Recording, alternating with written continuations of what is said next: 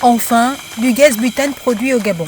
Ce geste symbolique du chef de l'État marque l'inauguration officielle de l'usine de gaz et pétrole liquéfié de Batanga à Port-Gentil dans le Gué-Maritime.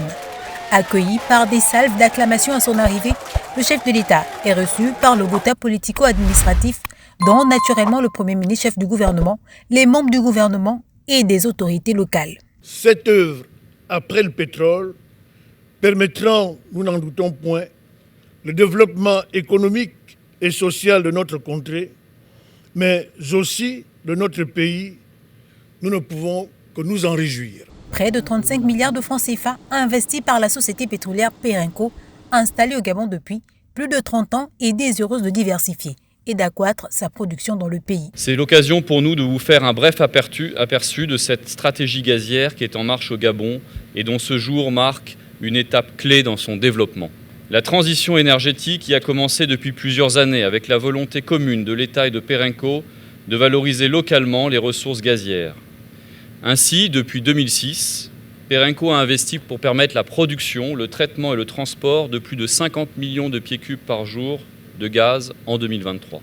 Dans ce domaine, pour aller plus loin, le projet à venir de la centrale électrique à gaz de Mayumba permettra de générer dans une première phase 20 MW et jusqu'à 100 MW pour le réseau interconnecté Sud dans un second temps, pour alimenter ainsi 90 000 foyers et industriels dans la zone.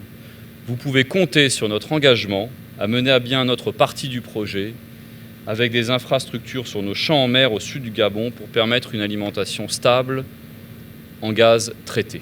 Une usine dont l'activité devrait produire 15 000 tonnes par an de gaz et pétrole liquéfié, soit environ 35% de la consommation nationale pour mieux satisfaire les besoins de population et autres, ce qui permettrait de réduire les importations du pays de plus de 50%, grâce notamment à un apport supplémentaire et complémentaire aux 10 000 tonnes produites actuellement par la Sogara.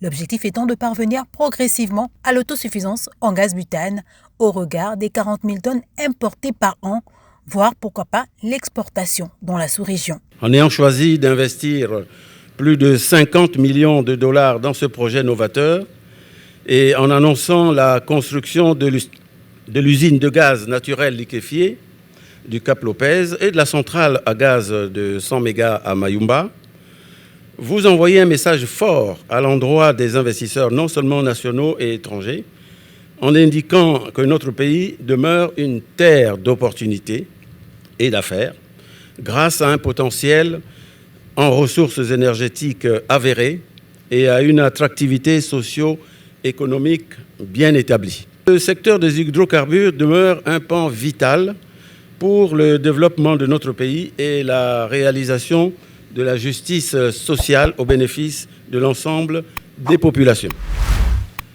Ce qui devrait donc normalement se traduire par une baisse relativement importante du coût du gaz domestique au niveau des populations. C'est l'impact qui est directement attendu. La construction de l'usine de Batanga est l'un des grands chantiers économiques du pays en cette année 2023. L'optimisation de la production du gaz domestique étant parmi les priorités. Dans ce cadre, la stratégie gazière mise en place par les autorités gabonaises et l'entreprise Perenco ambitionne également de manière corollaire la création d'emplois avec 750 emplois directs et 3 000 indirects pour la jeunesse du pays.